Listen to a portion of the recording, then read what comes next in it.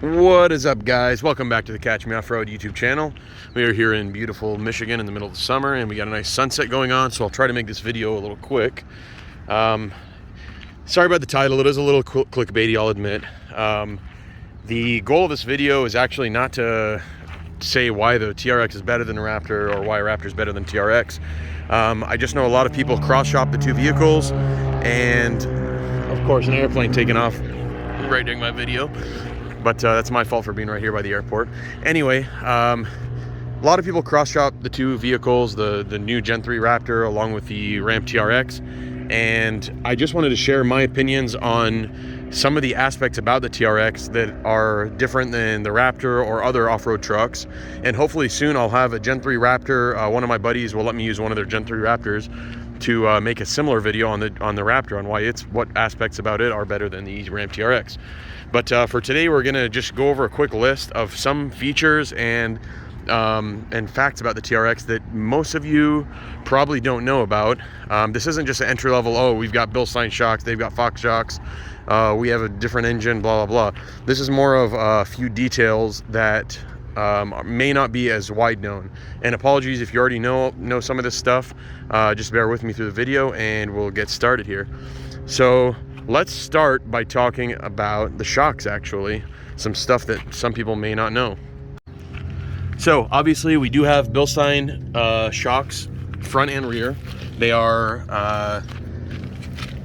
active shocks, as you see right there, active terrain dynamics. This TRX is not stock in the spring department. We do have Eibach springs on here, so ignore that.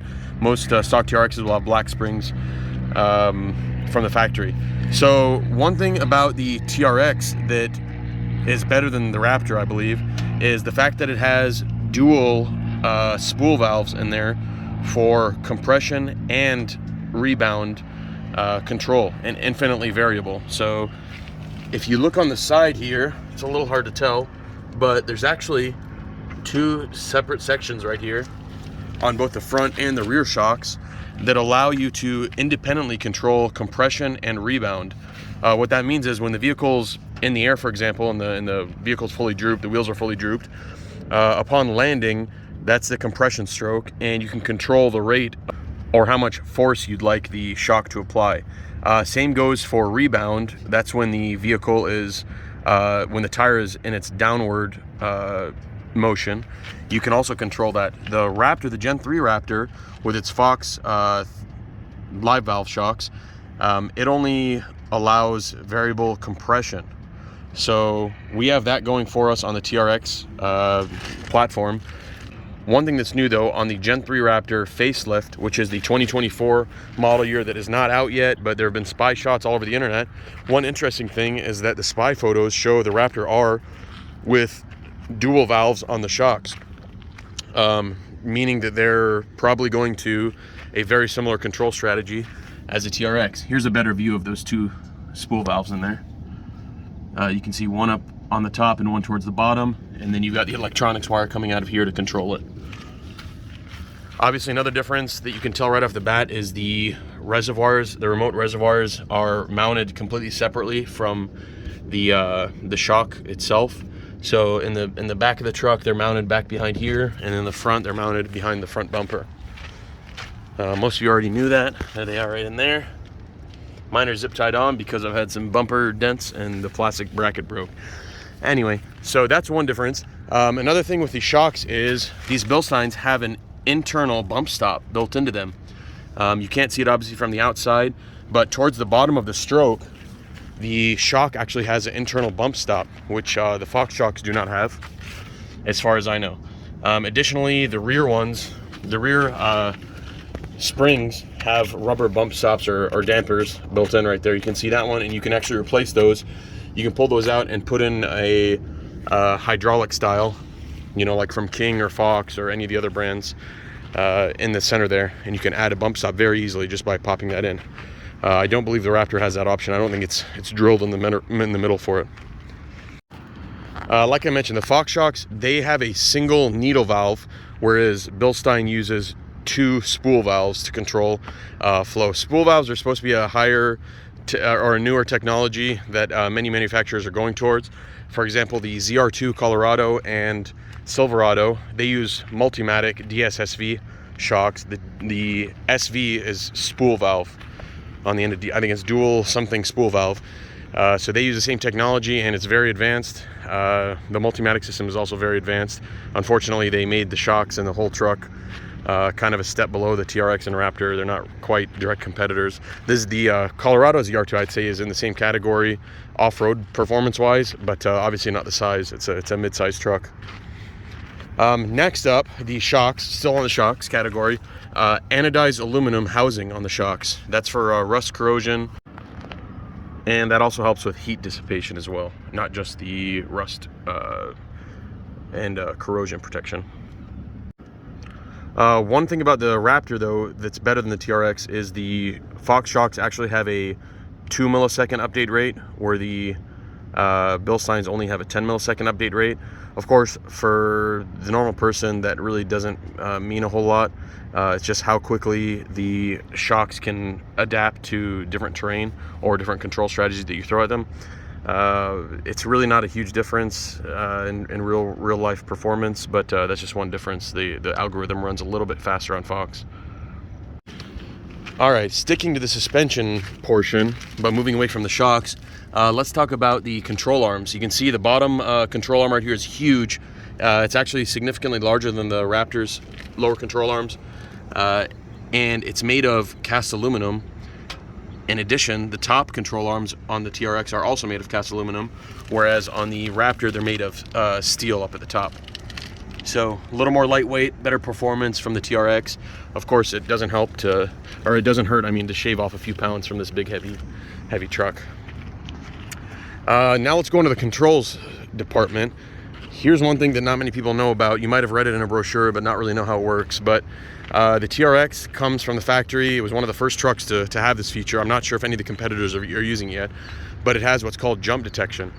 And what that means is, if you look down here, you'll see this little guy right here. This is a ride height sensor, and each wheel has one. So that's the rear driver's side. The opposite side has the same thing, and then on the fronts you can see them right up here. And that tells the onboard computers where the wheel is at in its travel. So what's cool is jump detection allows you to, when all four wheels are detected to be off the ground, meaning they're in full droop, the truck will actually do a few things to protect you and to make sure your landing is soft. Number one, it firms up the shocks quite a bit on the compression. So when you land, you're not completely bottoming out each time. It tries its best to limit the how much travel you use up. Obviously, you want to use up all the travel if you can, if you're on a big jump especially, to absorb some of that impact. But on smaller jumps, you might not need to. So it won't let you completely nosedive and bottom out. So that's one thing. The other cool thing is powertrain differences that it does. So the first thing it does is it cuts torque from the engine, and you'll actually feel this if you ever jump the truck and while you're in the air and you're holding down the throttle still. What'll happen is your engine may continue to rev up, but the torque output is very limited. They do that with spark timing and with injection timing. Additionally, it will put your transfer case into basically an unlocked state, where you don't have a lot of driveline lash jarring the whole driveline when you land on full throttle. And I know firsthand that from my Gen 2 Raptor, that when you jump these and you're on the throttle even a little bit, you can completely trash your front differential, your transfer case, or even your rear diff, depending on what lands first. What happens is you're in the air, for example, your tires start spinning very fast and you're on power. You land and the wheel immediately wants to stop to match the ground speed. And when that happens, your engine is pushing one way, your wheel is pushing the opposite direction. You know, forces are in the exact opposite direction, and the weakest components go boom, whether that's CV axles, whether that's your front differential, whether that's your transfer case. In my case, on my Gen 2 Raptor, I actually cracked the housing on the front diff and damaged the transfer case and blew both front CVs. So I learned my lesson on that one. It was actually an accident. I didn't mean to be on the gas. Things shifted in the truck, and that's what happened. But TRX will prevent that from happening by limiting torque output from the engine, as well as opening up the transfer case and allowing the least amount of stress to travel through the drivetrain. So you can be on the gas in the TRX and jump. When you land, you'll be completely fine. That's a really cool feature, and I'm glad that the engineers went with that. And moving on to the rear suspension, as you know, or as some of you know, there's actually what they call the fifth shock, and that is sitting right on top of the rear axle. You can see it in yellow right there. And that's another Bilstein shock. It's not active, it's just a dumb damper that actually prevents or limits axle wrap or axle hop, and it makes landing smoother when you jump. It's kind of a cool feature to have. It's inherently 4-link suspension or 5-link suspension like the TRX has. Kind of resists axle wrap with just the spring and link setup, but that fifth shock up there just helps to make things even better, even smoother, especially on landings. And continuing on with the rear axle, this is another reason why the TRX is so heavy, or it's one of the other reasons why the TRX is so heavy, and that's because the rear axle is way over-engineered. This thing is actually a Dana 60 full floating rear axle. You've all heard of Dana axles. Jeep people use them, Dana 40s, Dana 60s, etc., Dana 44s. This one is one of the beefiest units they sell, and it is by far the strongest rear axle in the whole class of mid-size or full-size trucks, sorry. And what's cool about it is it's a full floating axle. And this means that the vertical loads from the tires are transmitted through the hub bearings instead of through the axle shafts, meaning that your axle shafts inside of the axle housing, the little long tubes in there, do not take any of the load of vertical or any vertical loads from jumping or from hitting rocks or anything like that. This is the first half-ton in the whole segment, or as far as I know in the world, that uses a Dana 60 full floating axle. And I almost guarantee that you're not going to see any problems with people bending these like you do on some of the competitor forums. I won't give any names, but I've seen several manufacturers where the axle, the tubes right here can bend upwards due to the high loads, high vertical loads on the ends there. And a fun fact about Dana, they actually provide the head gaskets for the Hellcat and the Ram TRX as well. I believe all Hellcat engines are Dana head gaskets. Let's go inside for this next one. We'll try to be quick about it. And we click the TRX modes button. This is a really cool feature that is really slept on or is underrated. You have the option to set, you know, on the Raptor and other competitors, you usually have these other modes. Those are all pretty common and consistent, but you're not really able to change them or modify them. Having your own custom mode is really a game changer. Mine, for example, is set up right now, since I'm not off-roading within the next, week or so. I set it up to be like a sport mode, basically. And that way, if you're ever on the road and someone wants to race you, it's very easy to, once you're in the auto mode, very easy to one click over to the right, and it puts you in your custom mode instead of scrolling through and trying to find sport mode, if you're gonna race someone. Or instead of clicking the TRX button and then hitting sport, you just click one click over to the right and it's right there. But it's really cool that they allow you to set up your own custom mode. You can set it to match any of the other modes or be a combination of any of the features right here that you see. So that's kind of something that I really appreciate. And the next item is actually under the hood. And this is one item that I've actually touched on before in one of my previous videos. Pardon the mess, but look at the size of these wires. For those familiar with the Raptor platform, they actually started doing this, I believe, on the Gen 1 Raptor, where they allow you to have some auxiliary switches. I think they started out with just 4 auxiliary switches. Jeeps have been doing this for a while, but I really like the TRX wiring size. So if you look at how thick these wires are compared to this one right here, for example, they're actually, out of the 6 upfitter switches, and it depends on which trim of TRX you have. Some of them with trailer brake controller, I believe, only have 4 upfitter switches because it takes up room on the dashboard up there. But if you have all 6, you get 4 of these big, large gauge wire switches, and then you get 2 of the smaller ones. But these are good for, I want to say, either 40 or 50 amps. I'll have to post the number on the screen. I can't remember off the top of my head. But these are awesome, and they're also very easy to access. They're right here in the front. On the Raptors, you had to dig around for them. It was a huge pain. They were like right under there, all the way at the back near the firewall, and the ECM is back there, and you're kind of trying to not cut the wrong wire. So I really like how the TRX put these right up at the front, easily accessible. They're kind of wrapped up, coiled up right here from the factory, and they're very close to most of your accessories, your winch, your lights, any other accessories you're going to put on the front of the truck. And they're also easy to fish down through the fender. If you're going towards the back, you can run wires through the frame and into the back if you have any auxiliary lights in the back or anything like that. So big props to the Ram engineers for adding those and making them such large gauge wire. You don't have to worry about running relays or any other kind of setup for higher amperage draws. Next up, while we're under the hood, man, I'm good at this. I'm kind of sliding around different areas. The dual air inlet. This one is usually shown in brochures and stuff, but not many people understand how it actually works. And what's cool about this is the engine actually has two completely separate air intake loops that can get air from either through the grill, and the whole gimmick was the Ram lettering is hollowed out to allow more airflow. Sure, it probably makes a small bit of difference, but it's more gimmicky. But some of the air can go through here, and if you come around and pop off the engine cover, and if you look right here, some of the air is directed right through the front grill and into the air filter box. And speaking of which, this has two massive filter elements in here. Each one of them is equivalent about to the Raptor size.